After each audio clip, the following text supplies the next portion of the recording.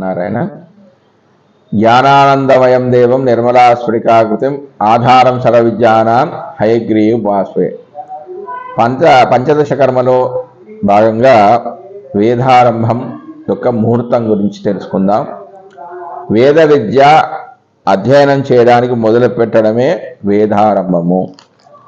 తిథులు విధియ, తదియ, పంచమి, షష్ఠి, దశమి, ఏకాదశి, ద్వాదశి తిథులు అనుకూలాలు. నక్షత్రాలు క్షిప్ర, స్థిర నక్షత్రాలు అనేవి చాలా మంచివి. లగ్నం శుక్ర, బుధ, గురు రాశులు లగ్నాలైన శుభప్రదాలు. ఇతర అంశాలకు వస్తే లగ్నం బలంగా ఉండాలి, లగ్నానికి అష్టమ సిద్ధి ఉండాలి, అష్టమ శుద్ధి అనేది ఉండాలి. కేంద్రాలలో శుభగ్రహాలు, త్రిషాడాయాలో పాపగ్రహాలు ఉండాలి.